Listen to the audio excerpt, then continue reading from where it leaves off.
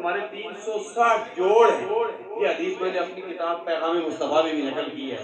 فرمایا تم اپنے جوڑوں کا صدقہ ادا کیا کرو. سرکار نے صحابہ کرام نے عرض کی یا رسول اللہ جس کے پاس اونٹ نہ ہو، بیل نہ ہو، بکرے نہ ہو، کوئی حالات اجازت نہ ہو تو وہ کیا کرے؟ سرکار نے فرمایا الحمدللہ کہنا بھی سکتا ہے، سبحان اللہ کہنا بھی سکتا ہے، اللہ اکبر کہنا بھی سکتا ہے، راستے سے تکلیف دہ چیز کو ہٹا دینا بھی صدقہ ہے.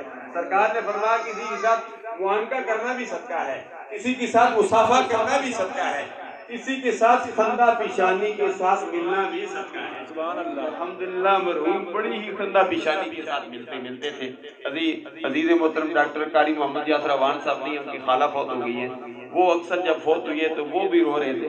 وہ بھی کہہ رہے تھے اتنے حسن اخلاق کے مالک تھے کہ جب میں بل جمع کرنے کے لیے جب ہم دخانے میں جاتے تھے جی پی او میں تو کہتے تھے اب سب ادھر آ جاؤ، مجھے بٹھا دیا کرتے تھے. یہ حفاظ کرام دیندار کا اتنی عزت کرتے تھے. یہ احترام بڑی چیز ہے. الدین کلہ ادب.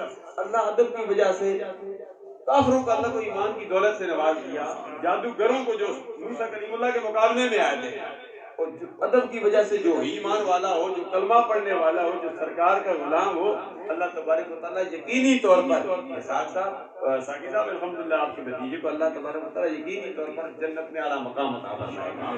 ہم مسلمان ہیں، ہمیں یقین کرنا چاہیے. اللہ فرماتا ہے بندہ جس طرح مجھ سے گمان کرتا ہے میں اس سے زیادہ اس کو عطا کرتا ہوں. ہمیں اچھا گمان کرنا چاہیے کسی مسلمان کے بارے میں اور اس مرحوم کے بارے میں اللہ سے ہم اچھا گمان کرتے ہیں کہ اللہ یقینی طور پر جو اتنا بڑی نماز جنازہ تھی آج محفل کل میں بھی یہ شاکر مصطفیٰ باہر بھی حضرات کھڑے ہیں، نوجوان بھی، بزرگ بھی، سفید روح یہاں موجود ہیں.